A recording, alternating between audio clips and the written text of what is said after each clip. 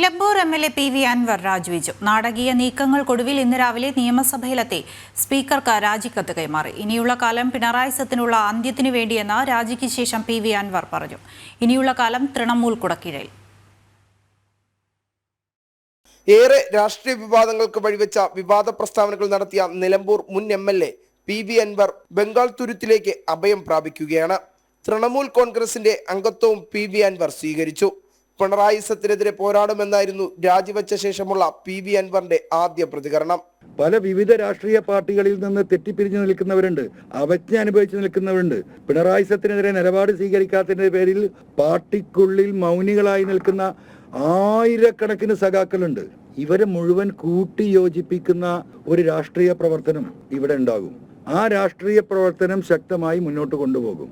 പിണറായി സത്തിനെതിരെ താൻ ആദ്യം ശബ്ദമുയർത്തിയപ്പോൾ CPM-ലെ ഉന്നതർ തനിക്ക് പിന്തുണ നൽകിയ നേതാക്കളുടെ പേര് പറയാതെ അൻവർ അവിടെയും സസ്പെൻസ് നിലനിർത്തി. കഴിഞ്ഞ 5 മാസമായി പിണറായി ഗവൺമെന്റിനെതിരെ, പിണറായി സത്തിനെതിരെ എനിക്ക് പിന്തുണ നൽകിയ പൊതുസമൂഹത്തോടും നന്ദി അറിയിക്കുകയാണ്.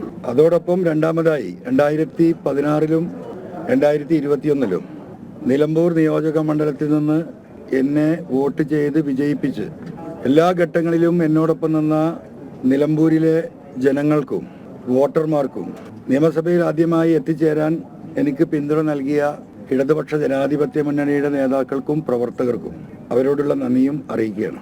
കോൺഗ്രസിനെയും VD സതീഷിനെയും പൂർണ്ണമായും വാഴ്ത്തിപ്പാടിയ അൻവർ സഭയിൽ പ്രതിപക്ഷ നേതാവിനെതിരെ ഉയർത്തിയ ആരോപണങ്ങൾക്ക് നിരുപാധികം ക്ഷമ പറഞ്ഞു.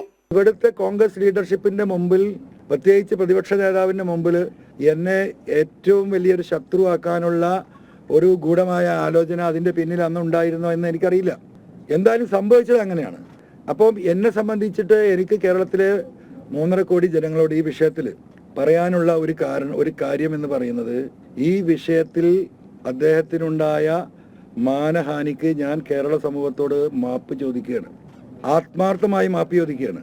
ബഹുമാനപ്പെട്ട പ്രതിപക്ഷ നേതാവിനും അദ്ദേഹത്തിന്റെ കുടുംബത്തിനും അദ്ദേഹത്തിന്റെ ബന്ധുക്കൾക്കും അദ്ദേഹത്തെ സ്നേഹിക്കുന്നവർക്കുമുണ്ടായ വിഷമത്തിൽ അവരോട് മാപ്പ് ചോദിക്കുകയാണ്.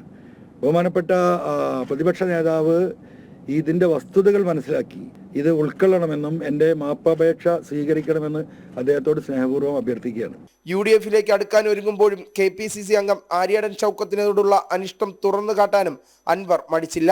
മുഖ്യമന്ത്രിയെയും കുടുംബത്തെയും പൊളിറ്റിക്കൽ സെക്രട്ടറിയും എല്ലാം വിമർശിച്ചുകൊണ്ട് പിണറായിയുടെ മുൻ വിശ്വസ്തൻ പടിയിറങ്ങുമ്പോൾ ഇനി എന്തെന്നതാണ് രാഷ്ട്രീയ കേരളം ഉറ്റുനോക്കുന്നത്. ജനം, തിരുവനന്തപുരം.